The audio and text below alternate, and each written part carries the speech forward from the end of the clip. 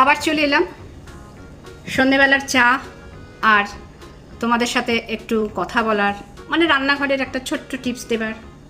আর চায়ের সাথে আজকে ওয়েফার, চা খাবো দুধ চা, আর এই ওয়েফার দিয়ে ওয়েফার বিস্কুট দিয়ে খাবো। চাটা নিয়েছি। রান্নাঘরের টিপসটা হচ্ছে, বাড়িতে সবসময় যে অনেকগুলো ডিম রান্না হয় তা নয়, কিংবা যদি অনেকগুলো ডিম সিদ্ধ হয় তা নয়, একটা ডিমও হতে পারে। সেক্ষেত্রে করবে কি,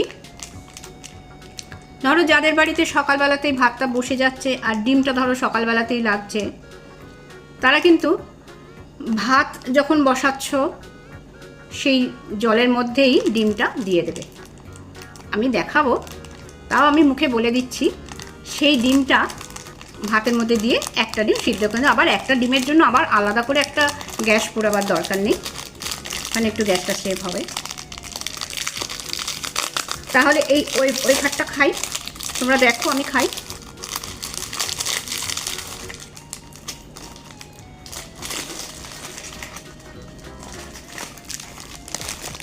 এই যে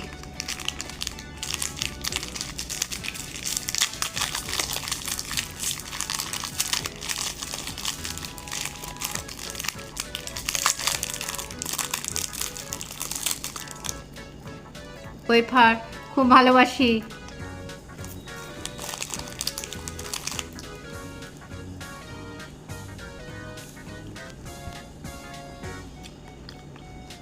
দারুণ। আজকে এটাই আমার সন্ধ্যেবেলার টিফিন। তোমরাও কিন্তু মাঝে মধ্যে এরমভাবে টিফিন করতে পারো। রোজ রোজ মুড়ি, আলু সেদ্ধ, মুড়ি চানাচুর, মুড়ি খুব ভালোবাসি, কিন্তু রোজ রোজ ভালো লাগে না। বাচ্চাদের মতো এগুলোও তো খেতে ইচ্ছা করে আমাদের, করে কি না?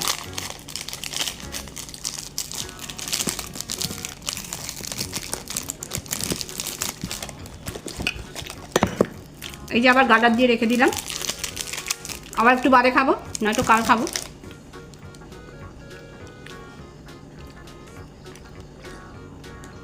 আজকে তাহলে চলো তোমাদের ওইটা দেখাই। শুধুমাত্র নিরামিষের দিন ভাতের মধ্যে ডিমটা দেবে না। আশা করি সবাই ভালো আছো, সুস্থ আছো, সাবধানে থাকবে, ঠান্ডা লাগাবে না। তাহলে ভিডিওটা এখানেই শেষ করছি। ভালো থেকো, সুস্থ থেকো।